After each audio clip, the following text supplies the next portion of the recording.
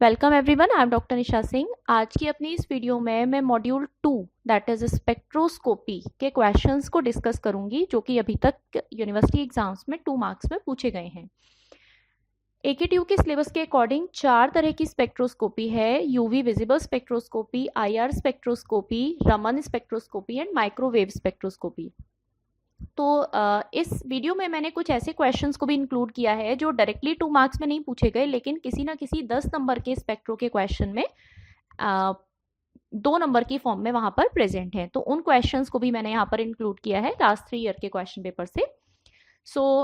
पहला क्वेश्चन जो है that is based on the rotational spectrum. Rotational spectrum हमारी होती है माइक्रोवेव स्पेक्ट्रोस्कोपी।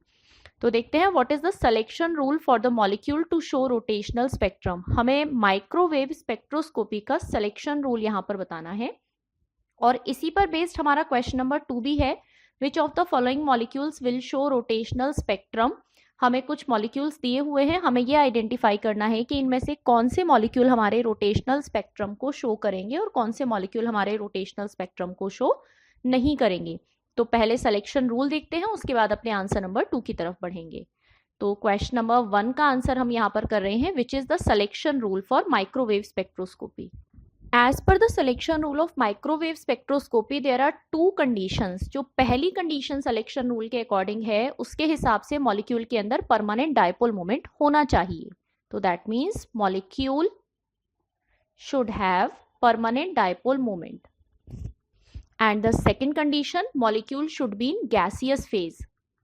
ये 2 कंडीशन सिलेक्शन रूल के अकॉर्डिंग होनी कंपलसरी हैं, permanent dipole moment and gaseous phase. अगर ये दोनों कंडीशंस होती हैं तो हमारा मॉलिक्यूल माइक्रोवेव एक्टिव या रोटेशनल एक्टिव मॉलिक्यूल कहलाता है। इसी के बेसिस पर हम क्वेश्चन नंबर 2 को सॉल्व करेंगे। क्वेश्चन नंबर 2 में हमें कुछ मॉलिक्यूल्स दिए हैं H2, HCl, CH4, CH3Cl, CH2, Cl2, H2O and SF6। हमें ये आइडेंटिफाई करना है कि इनमें से हमारे कौन से मॉलिक्यूल्स जो हैं वो रोटेशनल स्पेक्ट्रम शो करेंगे। तो इस क्वेश्चन के सॉल्यूशन के लिए हम डिफरेंट पार्टीशंस यहाँ पर बना लेते हैं, जिसमें एक तरफ हमारे पास है मॉलिक्यूल, दूसरी तरफ हमारे पास है सिलेक्शन रूल और तीसरी तरफ हमारे पास होगी एक्टिविटी कि whether the molecule is active और नॉट। सिलेक्शन रूल में मेंशन कर लेते हैं dipole moment and gaseous phase. तो पहला मॉलिक्यूल हमें दिया गया है H2, then HCl, CH4, CH3Cl, CH2Cl, H2O and SF6, H2O and SF6। ये मॉलिक्यूल्स हमारे पास हैं। अब 1 बाय 1 इन मॉलिक्यूल्स में हम चेक करेंगे कि सिलेक्शन रूल के अकॉर्डिंग डायपोल मोमेंट है या नहीं है। तो सबसे पहला H2, इसके अंदर डायपोल मोमेंट एब्सेंट है, dipole moment is not present. हम इस डायपोल मोमेंट को कंसिडर कर रहे हैं। तो dipole moment is absent. In HCl it is present. Then CH4 में भी एब्सेंट होगा क्योंकि ओवरऑल जो डायपोल मोमेंट निकल कर आएगा वो 0 हो जाता है। CH3Cl में dipole moment is present. Same as for CH2Cl, I think it should be CH2Cl2, yes, CH2Cl2 that is present. H2O में dipole moment is present and SF6 में डायपोल मोमेंट इज एब्सेंट। अब जहां जहां पर dipole moment present है वहां वहां हमारा मॉलिक्यूल एक्टिव हो सकता है, but the second condition is gaseous phase, जो कि हमें क्वेश्चन में मेंशन नहीं है कि whether our giving molecule is in gaseous phase और नॉट। तो इस तरीके के क्वेश्चंस को आंसर करने के लिए ऐसे मॉलिक्यूल्स जिनमें डायपोल मोमेंट होता है हम उनके साथ मेंशन कर देते हैं गैसियस फेज को।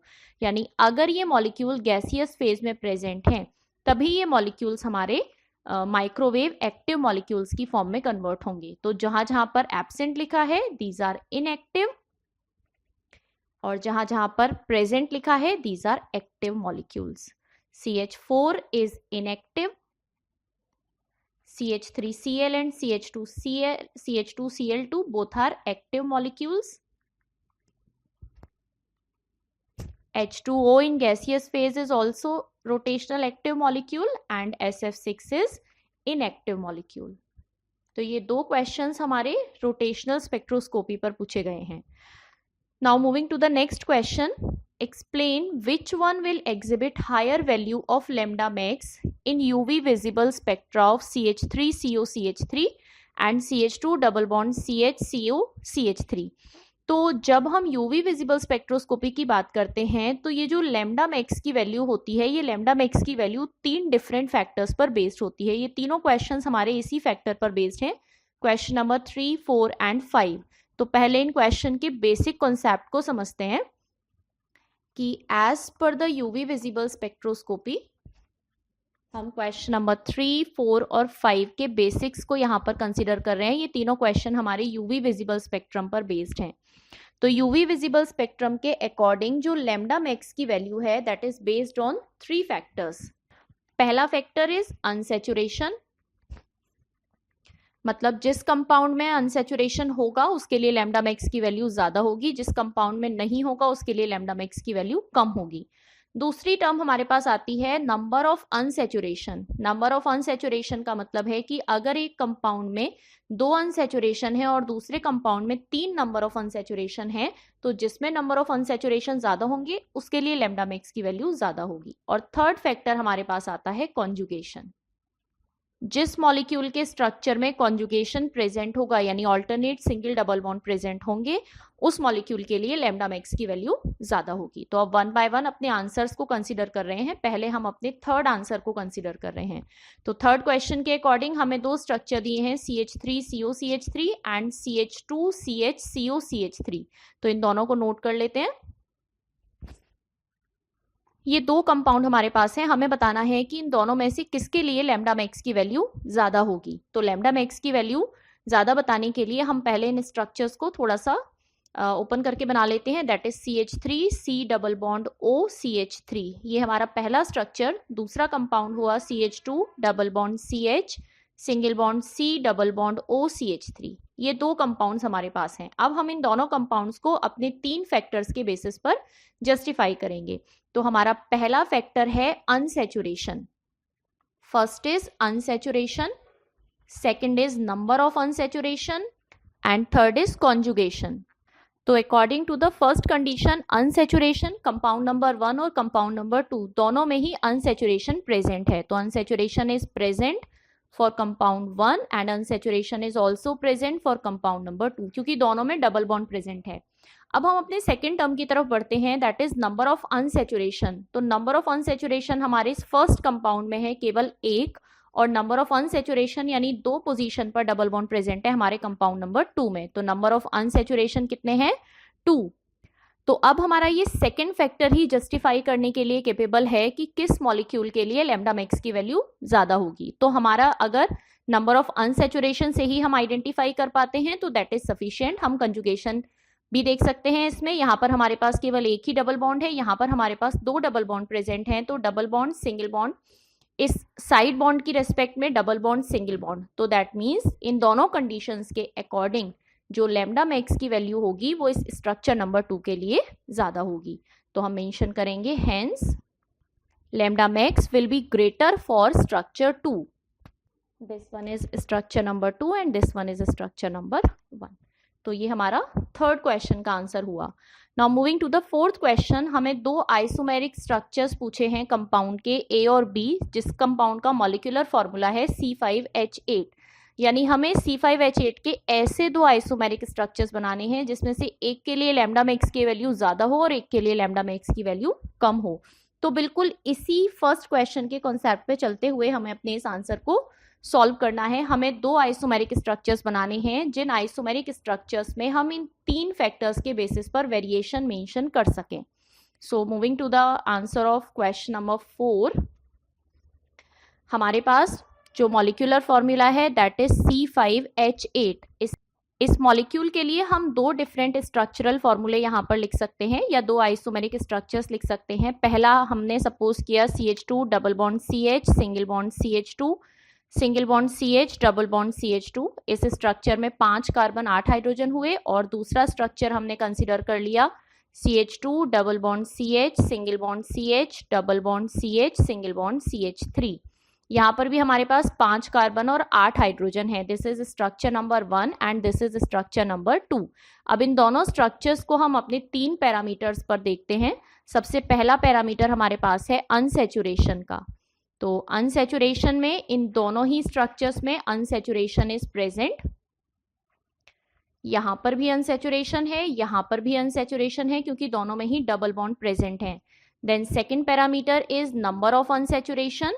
तो दोनों कंपाउंड्स के लिए नंबर ऑफ अनसैचुरेशन की वैल्यू है 2, क्योंकि पहले कंपाउंड में भी 2 जगह डबल बॉन्ड है और दूसरे कंपाउंड में भी केवल 2 ही जगह डबल बॉन्ड है। तो नंबर ऑफ अनसैचुरेशन दोनों में इक्वल हो गए 2। तो अब हमें अपने थर्ड पैरामीटर को जस्टिफाई करना है, विच इज कॉन्जुगेशन। तो अगर हम अपने पहले वाले स्ट्रक्चर को देखें तो double bond, single bond, double bond, यानी स्ट्रक्चर 1 में कॉन्जुगेशन प्रेजेंट नहीं है। एक डबल बॉन्ड के बाद सिंगल बॉन्ड के बाद फिर डबल आना चाहिए, यहाँ डबल की जगह सिंगल है, लेकिन यही चीज स्ट्रक्चर नंबर 2 में डबल सिंगल, तो यहाँ पर कॉन्जुगेशन प्रेजेंट है।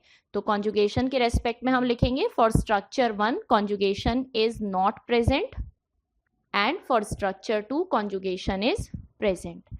तो दैट मीन्स जो हमारा कंपाउंड 1 होगा उसके लिए लैम्डा मैक्स की वैल्यू कम होगी 178, और कंपाउंड 2 के लिए लैम्डा मैक्स की वैल्यू ज्यादा होगी, that will be 2 to 3।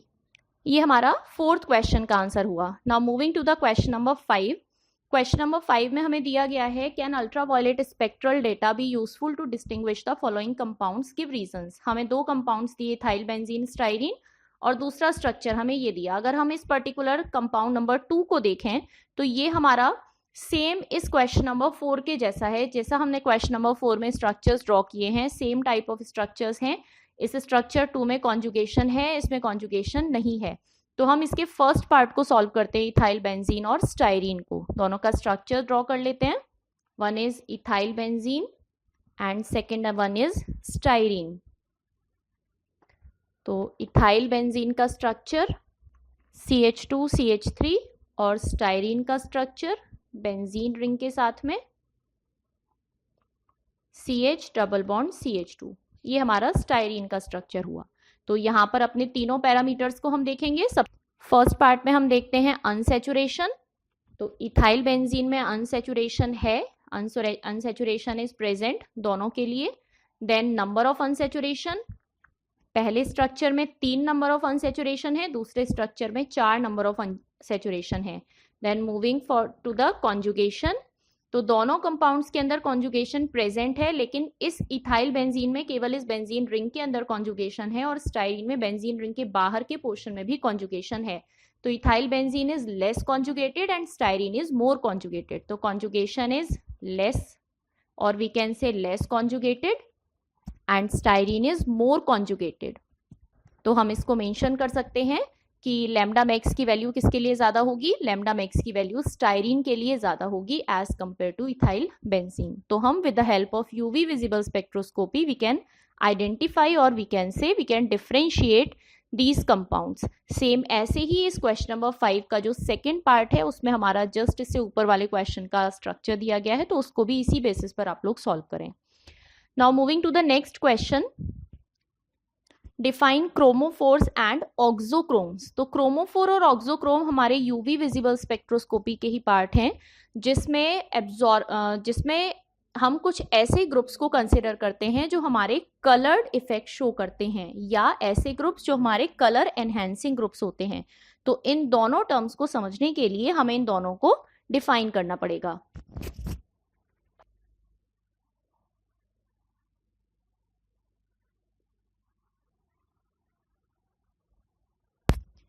So these are unsaturated color imparting groups which shows a characteristic absorption in UV region। यानी जिस भी कंपाउंड के अंदर ये क्रोमोफोरिक ग्रुप्स प्रेजेंट होते हैं वो कंपाउंड्स या वो फंक्शनल ग्रुप्स हमारे अनसेचुरेटेड फंक्शनल ग्रुप्स होते हैं, और यूवी विजिबल स्पेक्ट्रोस्कोपी में एक डेफिनेट रीजन में अपना एब्जॉर्प्शन बैंड देते हैं।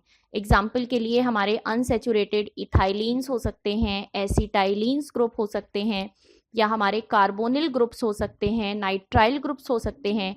ये सारे के सारे हमारे ऐसे फंक्शनल ग्रुप्स होते हैं जो फंक्शनल ग्रुप्स हमारे क्रोमोफोर्स की तरह बिहेव करते हैं।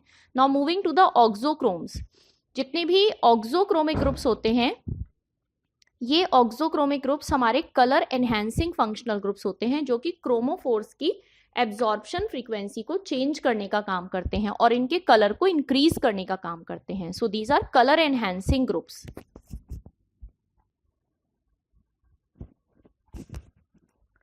And shift the absorption band of chromophores to longer wavelength. तो पहले तो कलर एनहेंस करेंगे, साथ साथ जो क्रोमोफोर की फिक्स पोजीशन का एब्जॉर्प्शन बैंड था उसको ये लॉन्गर वेवलेंथ की तरफ शिफ्ट कर देते हैं। ऐसे फंक्शनल ग्रुप्स को हम ऑक्सोक्रोमिक फंक्शनल ग्रुप्स कहते हैं। एग्जाम्पल के लिए हमारे पास होते हैं जितने भी एल्कोहल्स हैं, H को हम R से रिप्लेस कर दें, जितनी भी एमीन्स हमारे पास होती हैं, प्राइमरी सेकेंडरी एमीन्स, ये सब हमारी वर्क करती हैं क्रोमोफोरिक ग्रुप्स की पोजीशन को चेंज करने की। दैट मीन्स इनको हम ऑक्सोक्रोमिक ग्रुप्स के एग्जाम्पल्स की फॉर्म में कंसिडर करते हैं। तो ये हमारे क्रोमोफोर और ऑक्सोक्रोम्स दोनों की बेसिक डेफिनेशंस हो गई with their examples. Now moving to the next question. अगले क्वेश्चंस हमारे आईआर स्पेक्ट्रोस्कोपी पर बेस्ड है और उसके बाद के हमारे दो क्वेश्चंस रमन स्पेक्ट्रोस्कोपी पर बेस्ड है। आईआर में हमसे पूछा गया है कि IR spectra is often characterized as fingerprint region. तो मैंने फिंगरप्रिंट रीजन को स्पेशली एक सेपरेट वीडियो की फॉर्म में समझाया है कि फिंगरप्रिंट रीजन हमारा क्या होता है, उसी को हमें जस्टिफाई करना है इस क्वेश्चन में। तो ऐसे कंपाउंड्स जिनमें same type of functional groups present होते हैं वो सब इस फिंगरप्रिंट रीजन में अपना एक सेपरेट एब्जॉर्प्शन बैंड देते हैं। तो इसको हम पहले रेंज की फॉर्म में मेंशन करेंगे। फिंगरप्रिंट रीजन की जो रेंज होती है, the range is near about 1300 centimetre inverse से लेकर 667 सेंटीमीटर इनवर्स तक की फिंगरप्रिंट रीजन की रेंज होती है। और इस रेंज की क्या स्पेसिफिकेशन है, क्यों हम इसको फिंगरप्रिंट रीजन कह रहे हैं? क्योंकि आईआर स्पेक्ट्रोस्कोपी ही एक ऐसी टेक्निक है जिसमें हम डिफरेंट कंपाउंड्स जिनमें सेम फंक्शनल ग्रुप हो उनको हम आइडेंटिफाई कर सकते हैं। तो we can write it as this region is use to identify the particular compound. क्या मतलब है इसका कि अगर एक से ज्यादा कंपाउंड हमारे पास है और उनमें same type of functional group है तो हमें हर कंपाउंड के लिए एक सेपरेट एब्जॉर्प्शन बैंड मिलेगा इन दिस फिंगरप्रिंट रीजन। तो हम इसको मेंशन करेंगे, every different compound having same functional group will show a different absorption band in this region। तो हर एक डिफरेंट कंपाउंड जिनमें same type of functional group होंगे लेकिन वो सारे कंपाउंड अलग अलग अपना एब्जॉर्प्शन बैंड शो करेंगे in this particular fingerprint region, जिसकी वजह से हम आईआर स्पेक्ट्रोस्कोपी को फिंगरप्रिंट स्पेक्ट्रोस्कोपी भी कहते हैं। तो दैट मीन्स हम अपने लास्ट स्टेटमेंट को मेंशन कर सकते हैं कि that's why IR spectra is characterized as fingerprint region. Now moving to the next question, what is Stokes and anti-Stokes line in Raman spectra and what is meant by the term polarizability in Raman spectra। तो हमसे दो questions पूछे गए हैं, हमें Stokes anti-Stokes lines भी बतानी है और हमें polarizability भी बतानी है। तो one by one इनका आंसर करते हैं। So now moving to the answer number 8, Stokes and anti-Stokes lines। Raman spectroscopy में हम डिफरेंट लाइंस को रिप्रेजेंट करने के लिए एक बेसिक फ्रीक्वेंसी को कंसीडर करते हैं और इस बेसिक फ्रीक्वेंसी के रेस्पेक्ट में हमारी जो स्कैटर्ड लाइट की फ्रीक्वेंसी होती है अगर हम उसको कंसीडर करें तो ये हमारी एक बेसिक फ्रीक्वेंसी और ये हमारी स्कैटर्ड लाइट की फ्रीक्वेंसी, अगर ये फ्रीक्वेंसी कम है, this one is nu naught, this one is nu R, तो डेफिनेटली जो हमारी स्कैटर्ड लाइट की फ्रीक्वेंसी है अगर वो कम रह जाती है तो इसको हम कहते हैं स्टोक्स लाइंस। और अगर हमारी स्कैटर्ड लाइट की फ्रीक्वेंसी हमारी इंसिडेंट लाइट की फ्रीक्वेंसी से ज़्यादा होती है, दैट मीन्स अगर हमारा न्यू आर ज़्यादा है न्यू नॉट कम है, तो इस पर्टिकुलर कंडीशन को हम कहते हैं एंटी स्टोक्स लाइन। तो according to the first condition nu naught is greater than nu R and according to the second condition nu naught is less than nu R. First condition is known as Stokes lines and second condition is known as anti-Stokes line। और इसी sequence में हम इन्हें define भी करते हैं कि अगर हमारे स्कैटर्ड लाइट की फ्रीक्वेंसी जो है वो कम है तो स्टोक्स लाइन बनेगी, अगर स्कैटर्ड लाइट की फ्रीक्वेंसी ज़्यादा है तो एंटी स्टोक्स लाइन्स बनेगी। So the lines with lower frequency are called Stokes lines and the lines with higher frequency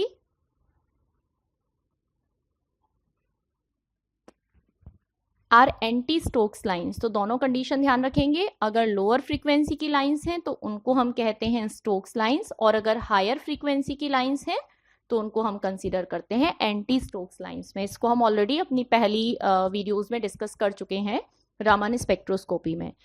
so moving to the last question of this module which is polarizability. Polarizability is basically the selection rule of Raman spectroscopy. तो polarizability हमारी होती है induced dipole moment in electric field, और we can say dipole moment which is induced by the unit electric field. तो ऐसे सभी molecules जिन molecules में परमानेंट डायपोल मोमेंट नहीं होता, उन मॉलिक्यूल्स को इलेक्ट्रिक फील्ड में प्लेस करने पर वो एक इंड्यूस्ड डायपोल मोमेंट शो करते हैं, और उसी इंड्यूस्ड डायपोल मोमेंट को हम कहते हैं पोलराइजेबिलिटी। तो मैक्सिमम नंबर ऑफ क्वेश्चंस मैंने यहाँ पर कवर करने की कोशिश की है, जो क्वेश्चंस हमारे 2 मार्क्स की फॉर्म में पूछे गए हैं, और उसके अलावा जो क्वेश्चंस हमारे 10 मार्क्स के क्वेश्चन के साथ छोटे छोटे पार्ट की फॉर्म में पूछे गए हैं। तो आई होप आपको ये सारे आंसर्स अच्छे से समझ में आए होंगे। If there is any query और any kind of suggestion, you can write down in comment box. Thank you so much.